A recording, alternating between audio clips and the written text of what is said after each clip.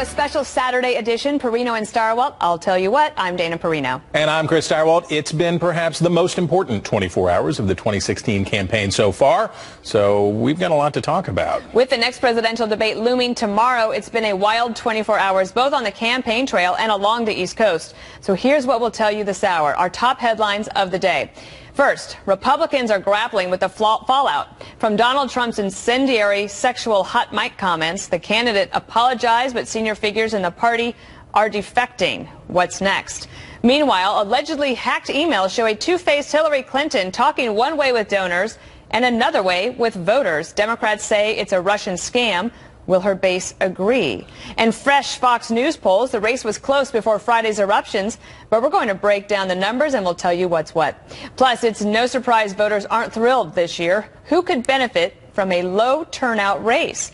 Our data dive will tell you. And of course, we're monitoring the latest on Hurricane Matthew. The storm has weakened, but the Carolinas and Georgia are still facing real danger, and Floridians still dealing with major power outages across the state and preparing to return and begin cleanup. So let's get the very latest on Matthew right now. Fox News correspondent Steve Harrigan joins us from Wrightsville Beach, North Carolina. Steve.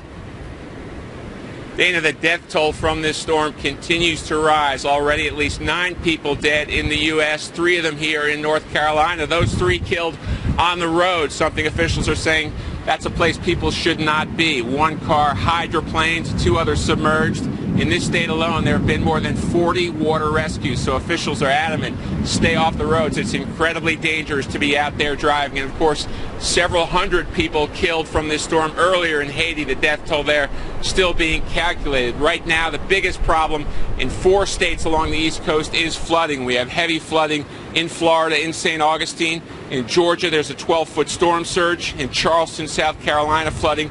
And here in North Carolina, we could see up to 15 inches of rain.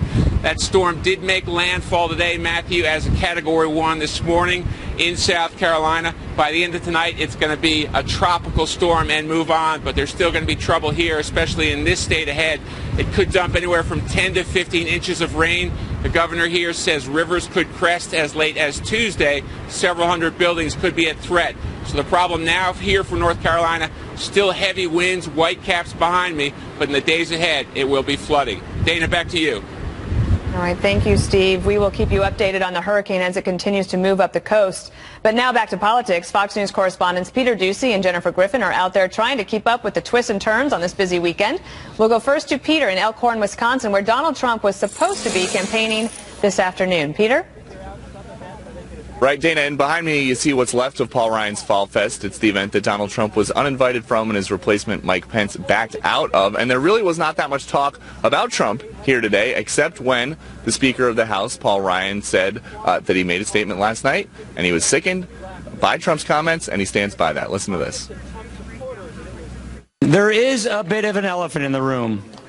And it is a troubling situation. I'm serious, it is. I put out a statement about this last night. I meant what I said, and it's still how I feel. But that is not what we are here to talk about today. Trump tweeted this afternoon there is no way he's going to drop out of the race, and Pence sources say the Indiana governor plans to stay on the ticket as well. There has been wide condemnation of the locker room type talk from Trump. Everybody from his wife to his running mate have publicly said they were offended, and a wing of the RNC now says they're going to stop sending out mail to voters until things settle down. But we did speak to a number of female voters here in Wisconsin that were at this event who said they do not think that comments made 11 years ago should become such a big issue in the campaign today. Dana and Chris. Peter, stay right there. Let's head out to St. Louis, the site of tomorrow's presidential debate. Yay. That's where we find Fox News correspondent Jennifer Griffin. JG, how we doing? Hi, Chris. Hi, Dana. Well, sources in the RNC tell us that the mood there is despondent. The morale is very low today, given the last 24 hours. On the Democratic side, however, there is virtual glee. The Clinton campaign doing its best not to step on the narrative after this lewd audio tape was released. They have been extremely quiet, in fact, very disciplined for the most part, and they really just don't want to get in the way of this narrative. The campaign tweeted tweeted a response, quote, "This is horrific. We cannot allow this man to become president." That was done under Hillary Clinton's Twitter account. Her running mate, Tim Kaine, was in Nevada. He's now left Nevada, but before leaving, he responded to the audio tape. Here's what he said. Any Republican who has said they are for Donald Trump, they need to be asked by the press and others and by constituents right now, do you still think he's qualified to be President of the United States? There have been two more newspapers that have endorsed Hillary Clinton today, the Boston Globe and also the St. Louis Post-Dispatch here in St. Louis, the site of the debate tomorrow. So far, Donald Trump has not had any newspapers endorse him, and it's hard to see after this audio tape was released that any would be doing so anytime soon. Back to you guys. All right, if you could stick with us just for a second. I think, Peter, we still have you. Do we have Peter? Maybe we... I'm here. Yes, we do. Okay. Peter, I just wanted to ask you something because right before we came to air, I saw there was a reporting that Mike Pence had actually called Donald Trump yesterday. They talked about the situation in the comments, and that Pence told him, you're going to have to handle the next 48 hours on your own. Have you heard that too? Well, I'll tell you what, Dana, we were really surprised that Pence backed out of this event. We had no idea that he was not going to be here until we were just down the street a few minutes away from this event in Wisconsin. And up until a few minutes before the event was going to start, the Ryan team kept telling us that they hadn't officially heard Pence was not going to show up. So there is a lot of reporting about Pence being upset, about Pence's wife, who's traveling with him today, being upset. But there was a lot of uncertainty here, which is very unusual. Obviously, there's everybody's keeping a hectic schedule right now on the campaign trail, but you never see the top of the ticket and then the running mate back out last minute like you did today. So that is very extraordinary, and now we probably will start to hear a little bit more about why exactly it happened in the next few hours or by tomorrow morning. Right, very interesting. Jennifer, I'm curious with you. Hillary Clinton's campaign has been fortunate to not have to answer as many questions about these hacked emails, if they are in fact hacked. Is their strategy just to seem to ride this out and hope that all the Trump news overshadows that, or are they going to play this differently? That certainly seems to be the strategy. They certainly feel that if it weren't for the audio tape, they would be in a much more difficult situation defending these emails. They're mostly from John Podesta, and they did try to get ahead of the story yesterday. They obviously had a tip that Julian Assange and WikiLeaks were going to release these emails, and they said they pointed to the fact that the intelligence community had warned that had decided that Russia had been behind these hacks of the DNC through DC Leaks and WikiLeaks and Guccifer 2.0. But they also said, and this was important, that it's not clear if some of the emails had been altered, that if it were a service like the Russian intelligence service, that they may have been clever enough to disguise a few fake emails in there that they knew could be incendiary. Again, they're not telling us which ones are fake, and they're not authenticating it at this point. And I have to say, from most of the ones I've read, they seem pretty real. So. All right. Thank you so much to the both of you. Donald Trump telling the Washington Post and the Wall Street Journal this morning that he will not quit the race after many Republican leaders began lining up to distance themselves from him. And this took two different forms, Chris. There were the people who said, I will not vote for him. Right. It was a smaller handful. Right. And there were the people who said, I no longer endorse him, walking away. And one of the things that you see is somebody like Senator Ayotte in New Hampshire, who has a tough race, saying she's going to write in Mike Pence. Or you have people asking, can Mike Pence just take over at the top of the ticket, which is not possible. Now, wait a minute. The deal is, what Kelly Ayotte did was an act that involved political risk. There was courage involved in her saying she's not going to vote for Donald Trump. Right. But there is a lot of cockamamie business going on out there today about the people who say, well, Donald Trump should step down and have Mike Pence step up.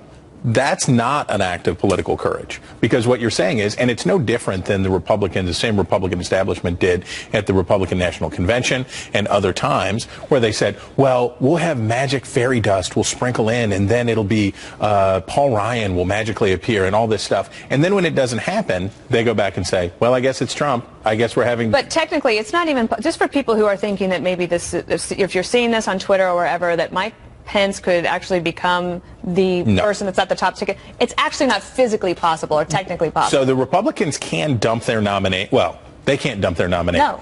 If their nominee is disqualified, if he dies, if he resigns, if he withdraws, then they have a process to replace him by using the members of the Republican National Committee. So there is a way for them to replace him, but the problem is he can't get on the ballot. He's not on the ballot. And plus, what about all the military ballots have already been sent out and they're being sent back? So something like 40,000 Republican ballots have already been cast, or 40,000 Republicans have already cast ballots. What happens to them? So let's say you could make the switch effective in 20 states or so. What you're really talking about at that point is just a debacle. You're talking about, well, we're going to repudiate our guy. What I cannot understand throughout this process is Donald Trump won the votes. He got 40% of the votes in the primaries. He won more delegates. He did about as well as Mitt Romney and John McCain. But somehow this party continues to act in this fantasy land like he's not their nominee. He's their nominee. He's going to be on the ballot on November 8th. Yes. 8th, okay. 31 days. 31 days. States are counting. He's going to be on the ballot. It's what they got. It's what they picked. It's what they did. This thing is actually happening. This election is happening, and Trump and Hillary Clinton are the two at the top of the ticket. That's not going to change. Word. That's what you're saying. That's what I'm saying. He's going to tell you that. All right, coming up, our panel will join us. And don't forget, you can watch what could be the Make It or Break It debate right here on Fox News Channel. That's tomorrow night. That'd be good. I'd like to see that.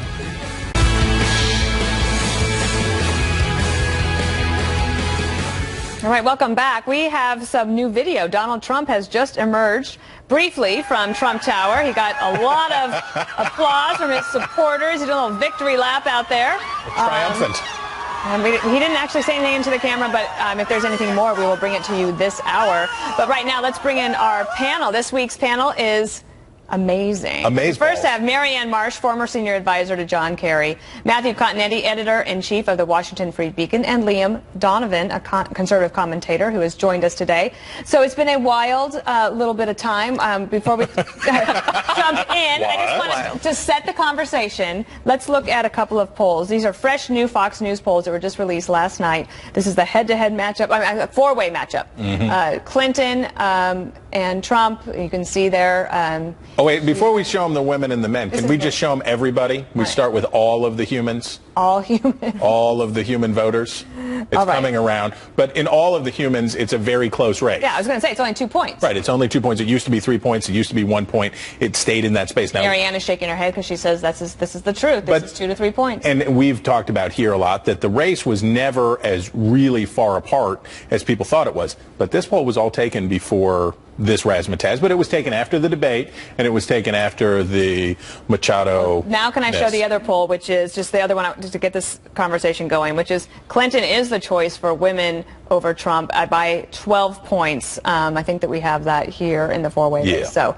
that is possibly a significant number going into the next week and the debate tomorrow night. Marianne, your thoughts about how close this race is and what the last 24 hours might have meant? Well, what I think we know is that this whole race and the polls have been driven by events. So when they both got their nomination, the polls went up. They did the conventions, the polls went up. And then they did the debate, and her polls went up. But they've also come back down. So there's a bit of a sugar high there. But what you've seen throughout this is Hillary Clinton has had a stubborn 2 to 3 point lead no matter what. Now, we have this event in the last 24 hours and a debate tomorrow night.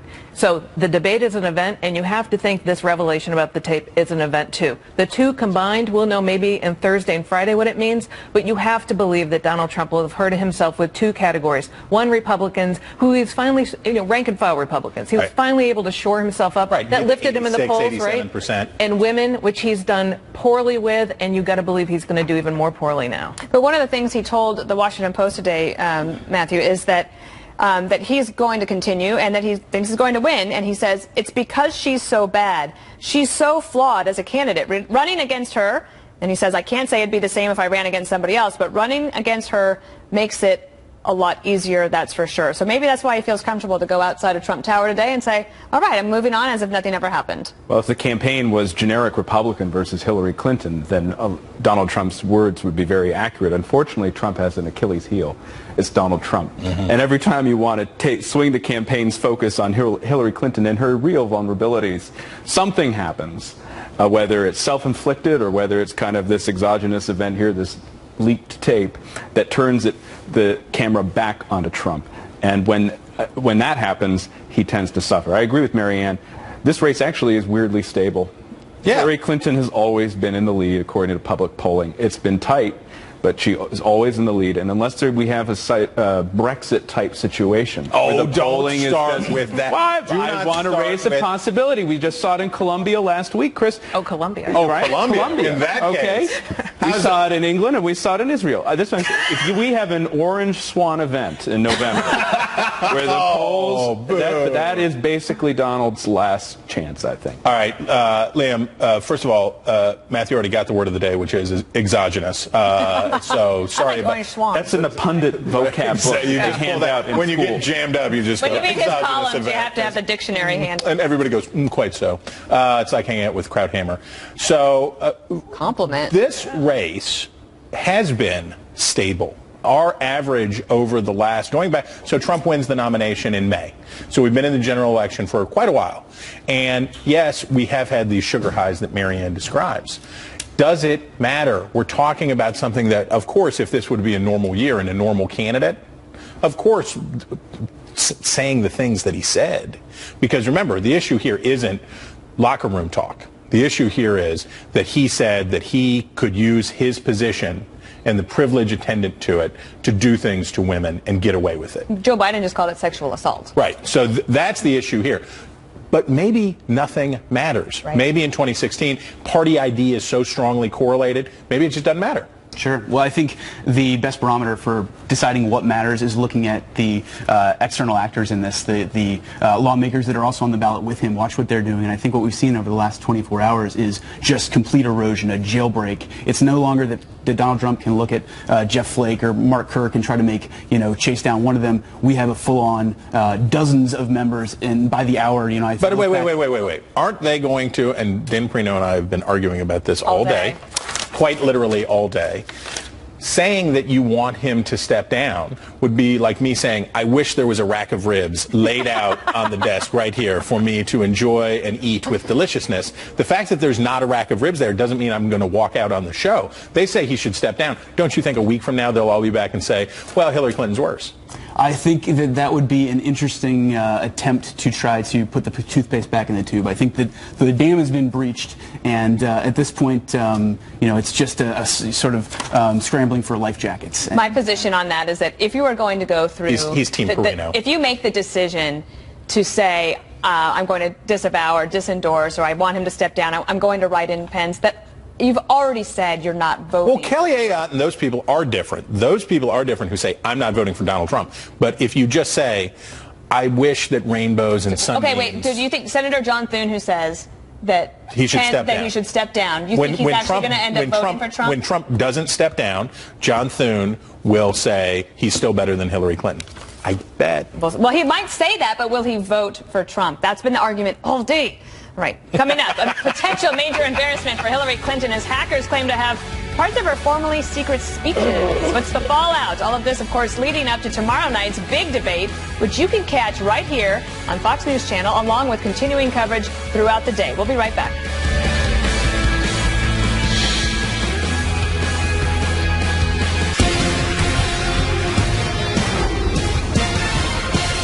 Live from America's election headquarters, I'm Julie Banderas. Hurricane Matthew making landfall in South Carolina as it grinds its way up the Atlantic coast. The Category 1 storm packing 75-mile-per-hour winds and threatening major flooding. Meantime, millions along Florida's coast begin to clean up after Matthew left at least 5 dead in that state, more than 1 million in the dark, and a staggering path of devastation in its wake. And a firestorm brewing on the campaign trail. Donald Trump resisting calls to drop out of the race, telling the Wall Street Journal there is zero chance he will quit his campaign for president. Many Republicans now dropping their support for the nominee over a video of lewd comments about women caught on camera more than a decade ago. Trump posted a video apology last night for those comments. I'm Julie, back to Banderas, and now back to Perino and Stirewalt. I'll tell you what, you're watching Fox News Channel.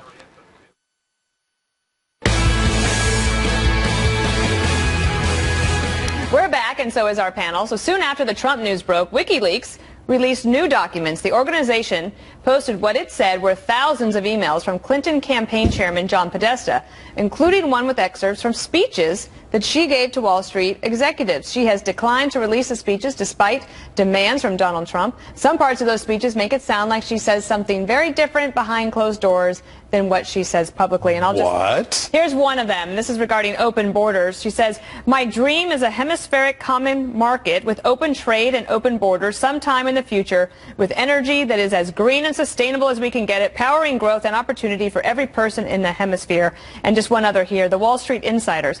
Today, there's more than that can and should be done that really has to come from the industry itself, and how we can strengthen our economy, create more jobs at a time where that's increasingly challenging to get back to Teddy Roosevelt's square deal. Perhaps the real scandal here is that people paid $250,000 for speeches that purportedly included real gimcracks like those. That's true. So this is interesting on a few levels to me, Marianne, because the NBC Access Hollywood tape comes out, and within a couple of hours, the WikiLeaks all of a sudden releases these emails. I assume there's probably some sort of, not a coincidence. What's that called if there's not a coincidence?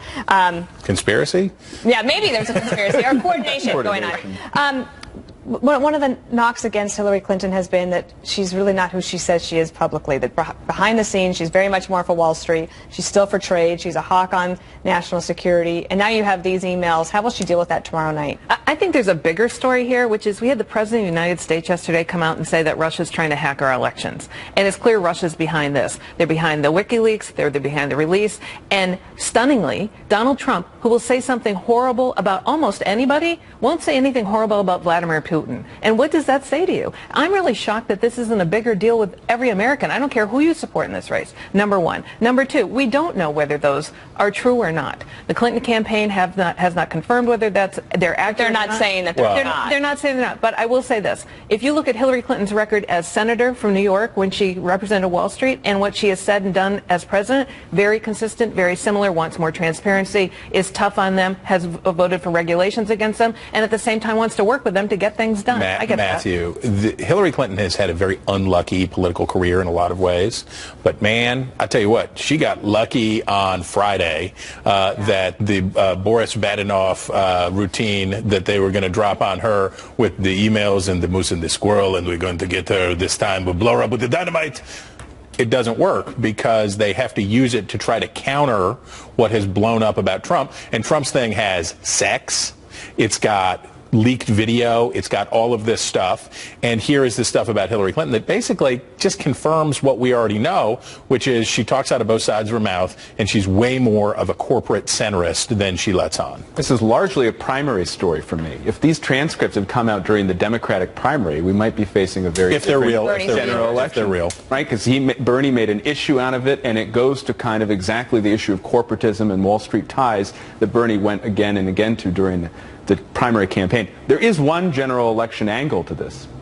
2 words, open borders. That comment about her vision of a North Hemisphere that has open trade, which most people agree with, of course not Donald Trump and Bernie Sanders, but open borders as well, I think would raise a lot of eyebrows. And if the Trump campaign were able to exploit that, it could be a very effective issue for them in the debate. So she's going to, you think he'll bring it up in the debate? I know, I'm sure he'll bring it up in the debate. And then, so how would the Republicans capitalize on this, Liam, if they wanted to? If they wanted to, I think they could, just use this as the sort of, it's the Trump's picture of the globalist, bipartisan. It's the elites on both sides that are, trying to open our borders, trying to send our jobs overseas, and just to enrich themselves while the average worker pays the price for it. How do you think that she'll answer that tomorrow night then? Well, look, I don't think fair trade and free trade are mutually exclusive, just like we used to have an immigration system that worked. That's how we all got here. So I think that's where she should go. It's really Republicans who have made sure that neither of these things work anymore.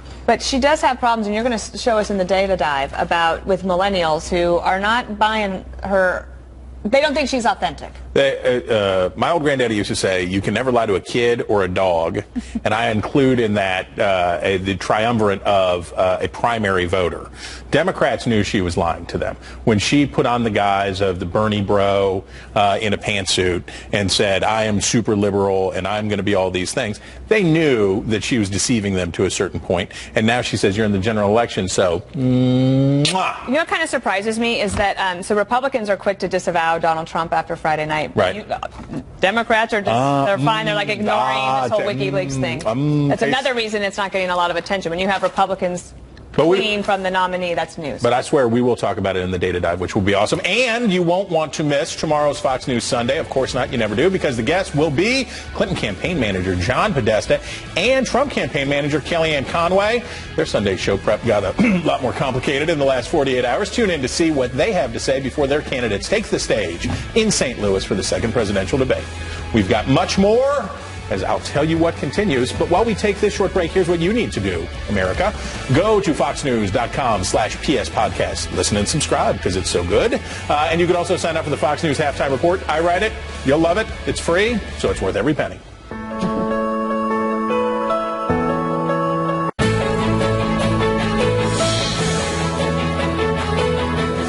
Okay, it's time for the I'll Tell You What data drive. Millennials, apathetic? Who knew? But who can blame them this year, right? Who can blame them for being apathetic about this election when you're talking about these two candidates? Right, and we've talked about many times before, these are the two least popular major party nominees in the history of polling. So it's not surprising that people in general are not feeling it, but millennials, people under 30 in particular. But before we get started, let's frame the race. Let's first look at last week's halftime report average of polls. You see there, that was last week. Hillary Clinton with that small lead that we're talking about. So let's have the big reveal. What is it this week? Ta-da! There it is, 5.2 points. That's a big swing. That's one of the biggest swings that we've seen so far. And this was, again, all of these polls were taken before the most recent controversy. Okay, so who's absolutely certain to vote in the presidential election? This is a survey from The Atlantic done by Public Religion Research Institute. It's a very good new poll. I kind of am digging it. So we look at this here and we see these are the groups. You're kind of a nerd. I'm a huge nerd. The bar in green shows you how likely people were to be absolutely certain to vote in the 2012 election. The yellow bar represents this year at the same point in the cycle. And that second stack there, those are the young voters under 30. Look how low. That's 16 points under what it was last time. So you see a lot of softness in these numbers. So what does that mean? What matters is who would they be voting for if they were voting. Here is how voters under 30 in the most recent CBS New York Times poll were voting. Hillary Clinton, 40%, Donald Trump, 30%. Gary Blaze Johnson with a 21% in there, hardly insignificant. And those are probably a lot of conservative voters who might have been Republican voters. Is it funny that his middle name is Blaze? His middle name isn't Blaze. I'm just taunting.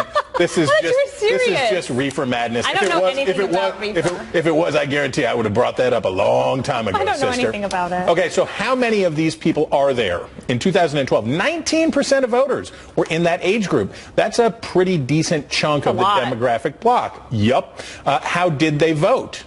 Guess what? Oh, not for the quarter-billionaire Mormon businessman in a surprise move. Went for Barack Obama. So Hillary Clinton, as you can see, is underperforming Barack Obama pretty substantially.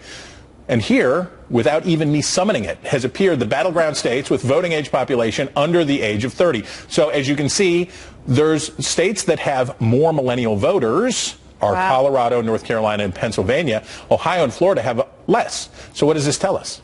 Oh, interesting about Colorado. See, younger states are tougher for Trump. This is the reality for him. And the states with older voters are easier for Republicans. Can I ask you something? Do those people like Gary Johnson, like in Colorado, those young people? I'm not going to make fun of your state, and I'm not going to make fun of the young people in your state and say that But they like Gary Johnson. that they're high as a mink Trump coat. Right, yes. Or Clinton. Well, and this is the issue, and this is what I kind of want to throw to the panel here for a second. Okay, let's do that. And this is the question. We have seen, and I want to start with you, Liam, we have seen in poll after poll, when you put Gary Johnson in, Hillary Clinton does worse. Gary Johnson is a former Republican who has some conservative credentials. Why is he hurting Hillary Clinton more? Well, I think he pulls some of the sort of, casting a pox on both their houses, sort of the Paulite, the same youth that are rallying behind, an old man in Ron Paul, an old man in Bernie Sanders. It's just something different. It's something iconoclastic, and it's something you can get behind regardless of party, because this is a decidedly anti-partisan thing. Continenty, do they vote? Do they really end up voting, or are these people who just despair of their choices? And as that, I bring that chart up again one more time, if you can, about that bar graph at the beginning, at the very beginning of the stack, and you see how much despair there is in these voters. I was never good at math, Chris, so that graph you showed was befuddling to me. That's why you're in journalism. A couple of things. Why do they like Gary Johnson? War. I think it's pretty simple. Hillary's a hawk. Okay. They wanted Bernie, who's a dove. Right. They didn't get him. Why Gary not Johnson's Jill a total Stein? dove. Why not Jill Stein? Well, you saw 5%. I don't think she's going to get that in the general, but it's still a little bit higher, surprising for a far-left Green Party candidate. Do they vote? Huge concern of the Clinton campaign is that they're not going to vote. Right. And you saw it, almost a fifth of voters in 2012 overwhelmingly for Obama. Here's the thing, though. If Hillary wins, which is probably likely, I don't think it's going to be necessarily winning with the Obama coalition. Right. It's going to be winning with the Hillary Clinton coalition. And what is that coalition? Well, it's parts of Obama's, but with two things added. White women. Yeah. College-educated, degreed Republicans and whites, and suburban voters. It's going to be parts of Obama, but it's going to be a whole new group of voters. And one of the big storylines of the next 4 years will be, will Hillary be able to keep them in her coalition? What do you think, Marianne, real quick? I think that's true, and I think the other story here is she's starting to win over white older voters, seniors, all of whom vote for Republicans. That's a big deal. All right. Stay tuned, because the much anticipated I'll Tell You What news quiz is coming up. We'll see how closely the panel has been paying attention to the news this week.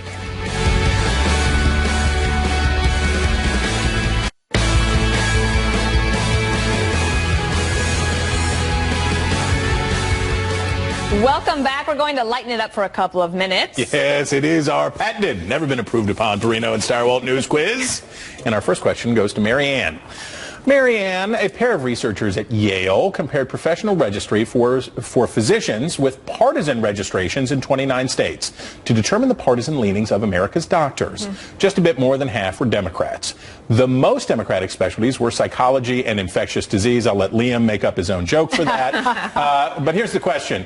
Which specialty was the most Republican? A, gastroenterology, gross. B, family medicine. C, surgery. Or D, pediatrics. Surgery. Correct. She Very knew. good. Because she reads the New York Times every day. They pay to read the New York Times, apparently, if you want to win the news quiz. That's right. All right, Matt, are you ready? Sure. Okay, debate has raged this week over the proper pronunciation of a key Western swing state after Donald Trump mocked those mispronouncing it, but mispronouncing it himself when he was doing so. According to its residents, what is the proper pronunciation? Is it A, Nevada, B, Nevada, C, Nevada, or D, Colorado?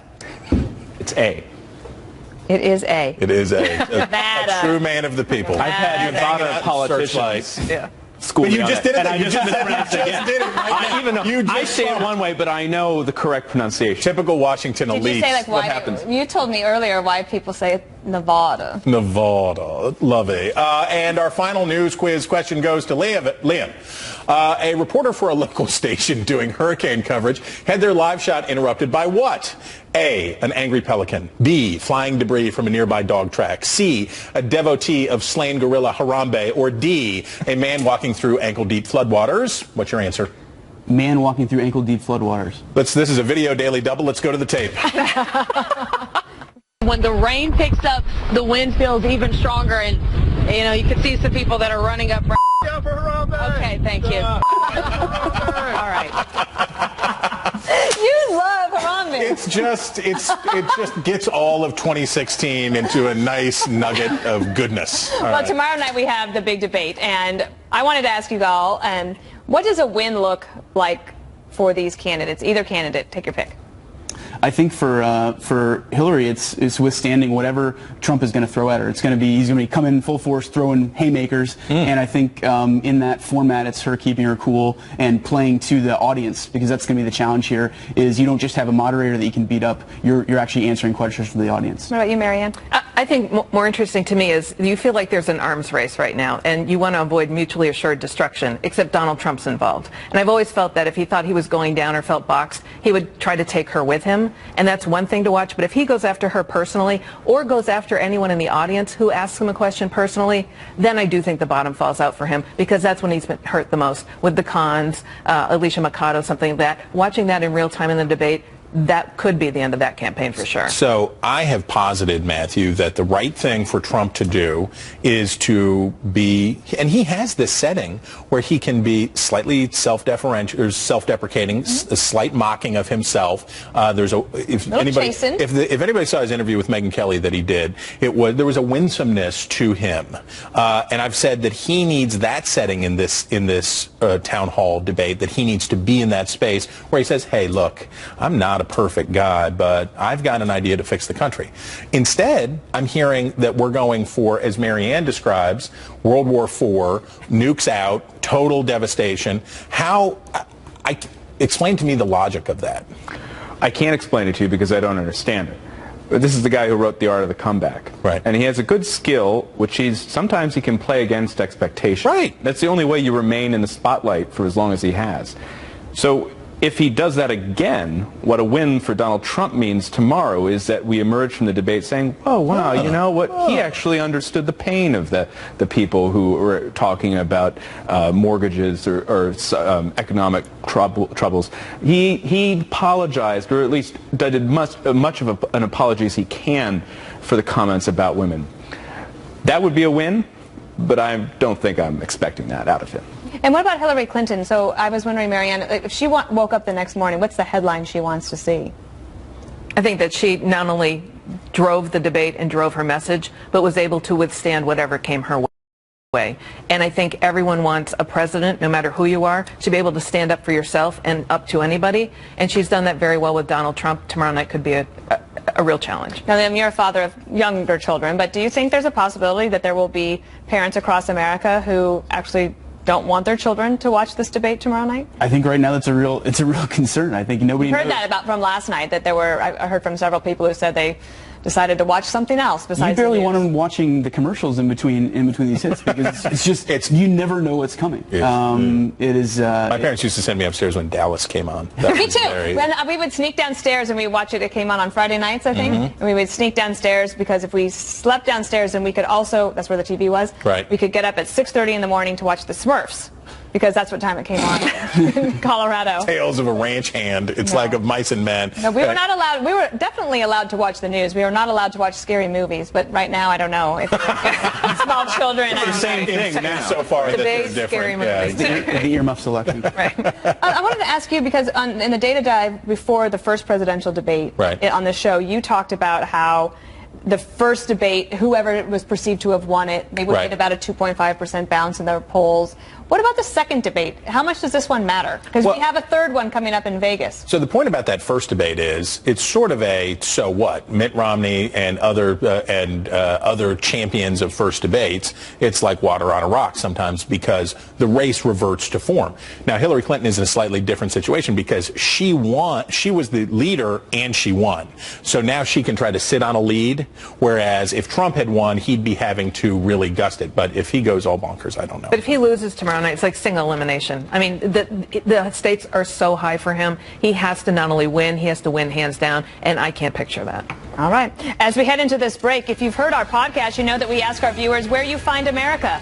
This week, T.M. Freeman sent in this photo and wrote, Friday nights at football games, communities come together across America. And isn't that true? That's for sure. Stay with us, because next I will try to stump the Stirewalt with 2 presidential history trivia questions. How do you think he'll do this week? I got some good ones. Find out.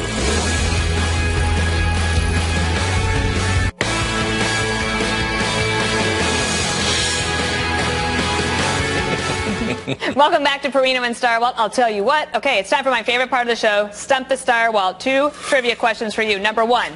George W. Bush won 30 states and 271 electoral votes in the 2000 presidential election. In 2004, he won 31 states and 286 electoral votes. Which 2 states went from blue to red in 2004? Iowa and another state that has more letters. And a libertarian governor. Say what again? I need... New Mexico. Was it NM? Yes, that's right. New Mexico. Okay, I told you, I was giving you the hint, the libertarian governor. All right. What is the most populous state in the nation to have never produced a president? The most populous state in the nation to have never produced a president. Florida. Is he? It's huge. You got it. Florida's huge. It's giant. Do you think they're ever going to be able to do that in the future? Well, course, I mean, right? all things are possible. They had 2 shots this year, but it didn't work out so good for them. But one of them is going to probably be the return to the Senate. Marco Rubio. Right? Over to you. We'll see. All right, that's all the time we have for tonight. I loved it. Don't forget to check out our podcast with the same name, Perino and Stirewalt. I'll tell you what, it's available on iTunes and Stitcher, and you can download it right from foxnews.com/PS podcast. And of course, don't forget to tune into Fox News Channel tomorrow night for what is sure to be a fascinating presidential debate. And we will see you next week, on Sunday next week. Yeah.